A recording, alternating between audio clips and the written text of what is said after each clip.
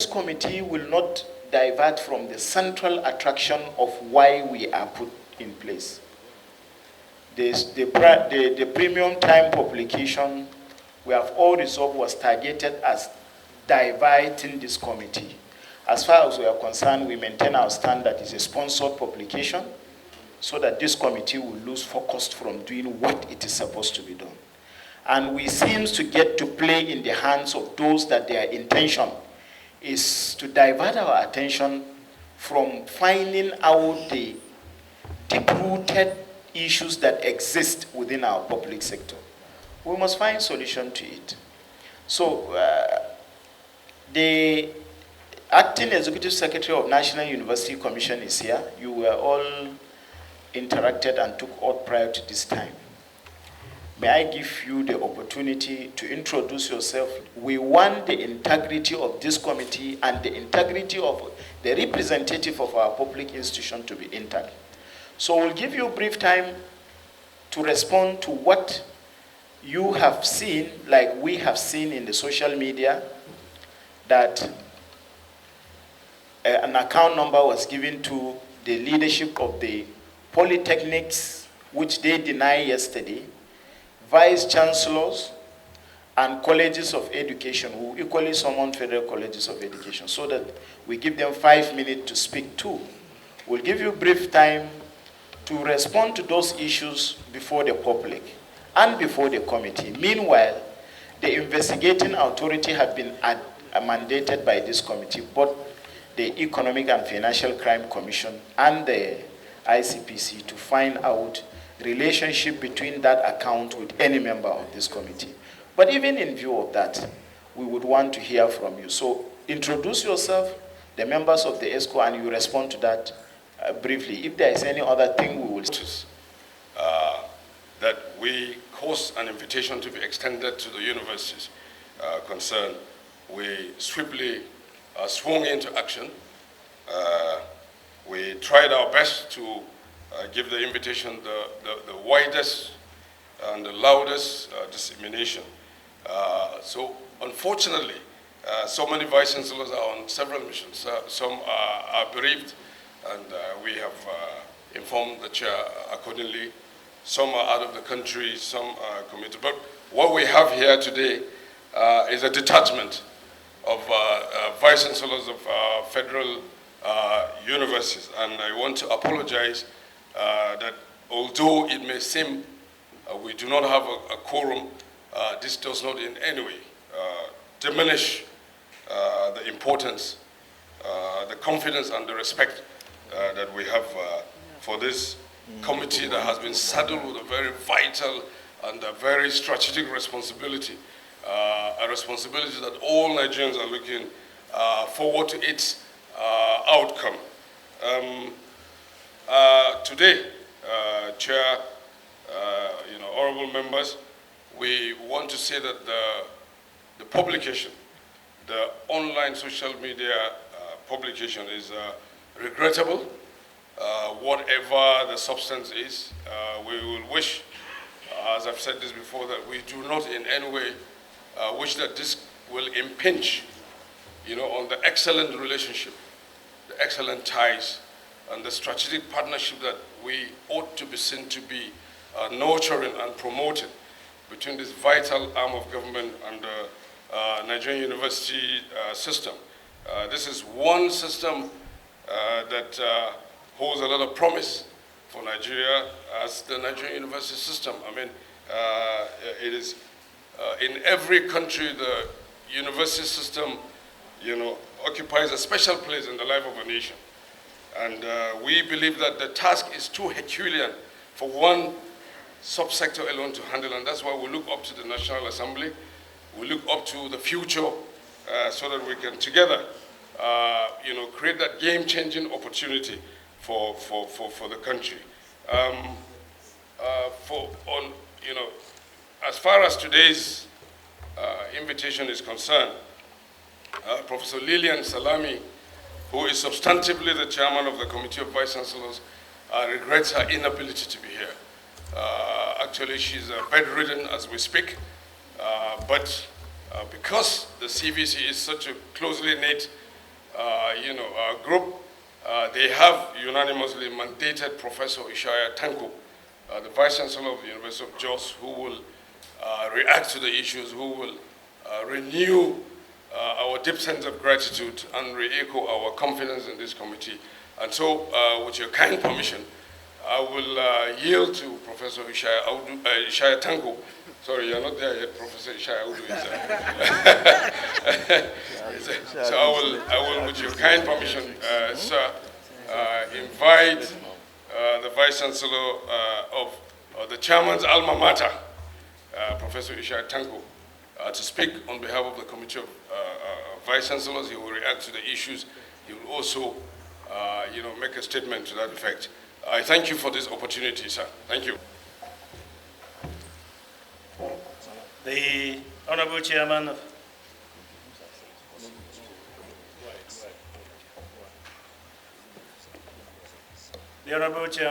of this committee, honorable members of the committee, my distinguished colleagues, it is a privilege and honor to me today to stand for the Chairman Committee of Vice Chancellors of Nigerian Universities to make a very short speech in support of what our supervisor have actually said, Mr. Chris Mayaki, the Acting Executive Secretary of NUC. Just to echo that, number one, most of the Vice Chancellors, actually all the Vice Chancellors received this invitation through the ES of NUC on the 30th, actually in the evening of the 30th of August, and therefore majority of the Vice Chancellors, especially those who would normally spend about 2 to 3 days before arriving in Abuja, are not here today.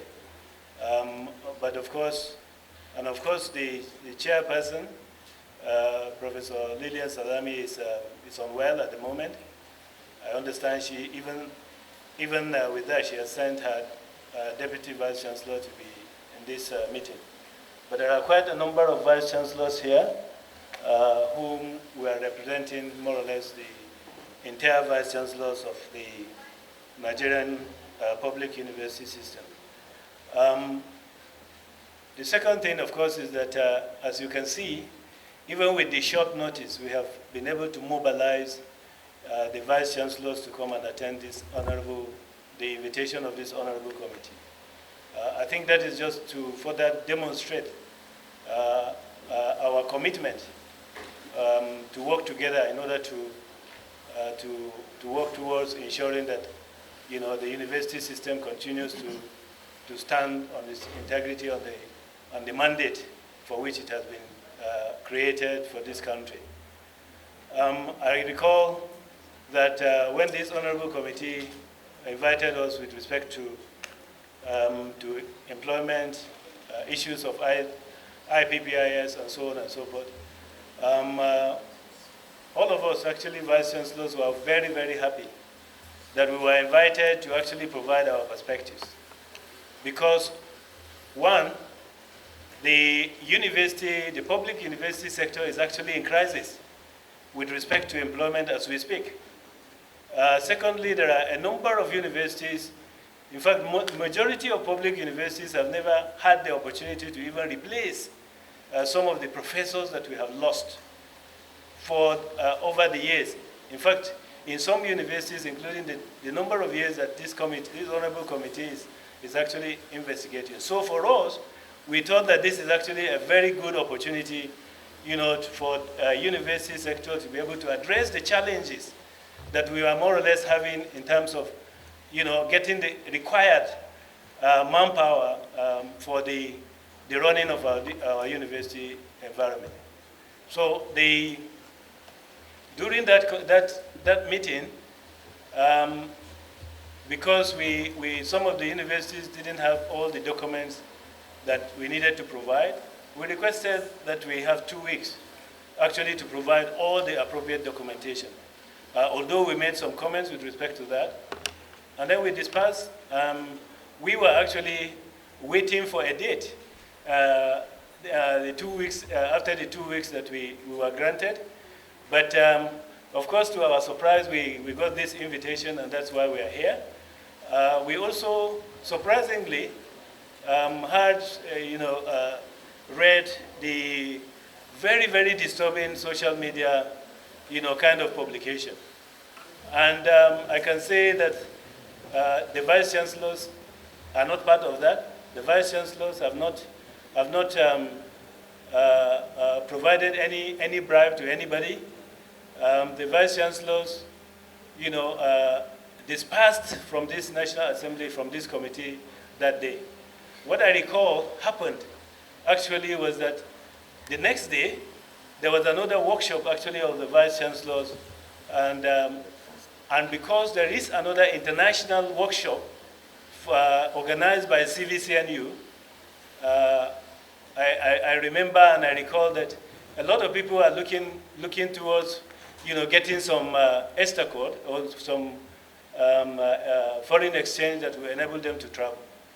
And I think I remember quite well that that a lot of vice chancellors were actually looking for where they can get, an exchange rate that is more reasonable, considering that it is difficult to actually get BTA to travel.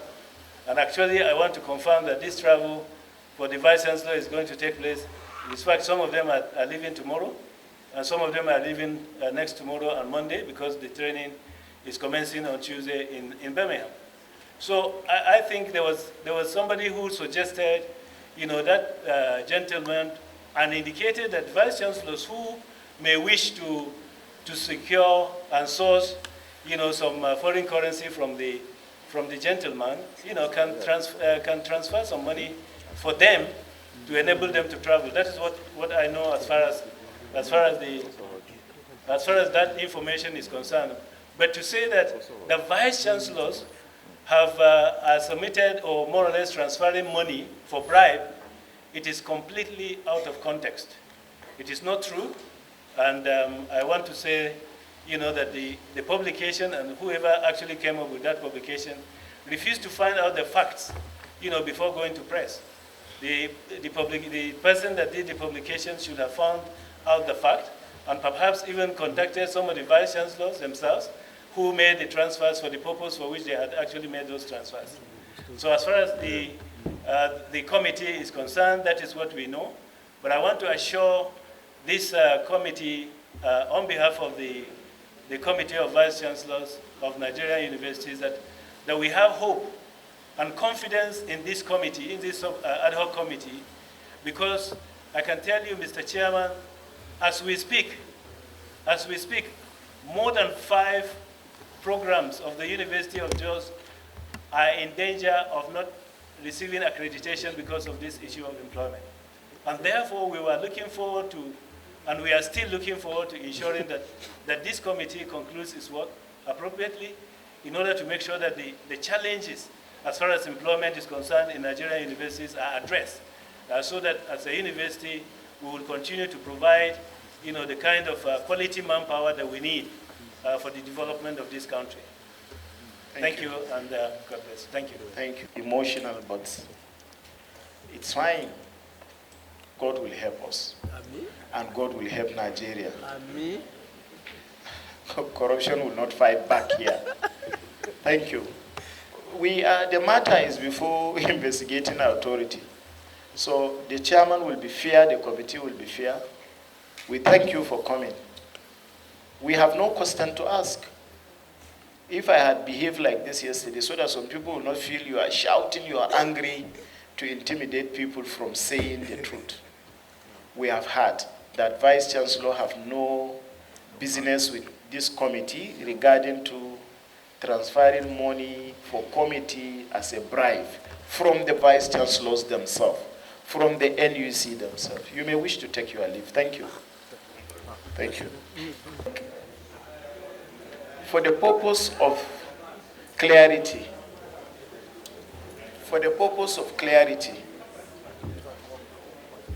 I am not distancing myself from anything, but I wish to say clearly that even the engagement that they mention It was presided by one member of this committee, and it was done in the open. We don't have anything to say, since we ourselves have written ICPC and Economic and Financial Crime Commission, EFCC. Let them equally investigate further whether the university transaction have anything to do, if really there was, with any member of this committee. And I assure you, like I did assure you yesterday, that these members of this committee will resolve to take legal decision. You have heard from the leaders of the federal polytechnics publicly under oath, and also from the leaders of the federal universities in Nigeria publicly, that this committee have nothing to do with the issues that was going around in the social media. So I think this is enough for us to remain focused in our investigation going forward. We don't need to talk about this matter anymore. We allow other agencies to do the needful and trace any transaction to any member of this committee. If there is not, we will have much more evidence to, just like we want to right the wrong in our civil service, we will right the wrong too that exists in our media reportage. Anybody that blackmail us, we will take it legally with him, and we will exonerate ourselves in the court of law. Thank you very much for coming. We will not want to comment much more on this matter, because we ourselves have written EFCC, they are independent, ICPC, they are independent, to make a further deep-rooted investigation and trace the so-called account to any member of this committee. Should there be no trace, there will be legal battle, definitely. We will not wait until we are exonerated before anybody will come and apologize to us. Don't apologize to us after either, one, the university have said they don't know. The polytechnics have said they don't know. If those investigating agencies did not trace to us, do not come back to say you are apologizing to us. We will not take those apologies. So thank you very much. May God bless us. But I assure Nigerians that this committee will remain steadfast. Whosoever that needs the attention of this committee to be diverted from the money being paid to ghost workers in billions of naira from the taxpayers' money, we have identified them and we report such to the plenary of the National Assembly for adequate actions to be taken about those agencies that seems to use employment opportunities, IPPIS capturing to pay people that doesn't exist in the workers. We are not only trying to identify that ghost workers exist, we will equally query those people that are responsible for why should there be ghost workers in the personnel of various departments and agencies of government. Finally, selling slots and what have you are the things we uncover here. So our report will be made clear, and we will continue with our engagements on Monday with the various agencies that we've invited. It's not a press conference, it's a continuation of our hearing. So may I call on any member of this committee to move for the adjournment. The partners that will take her are not here. We will sanction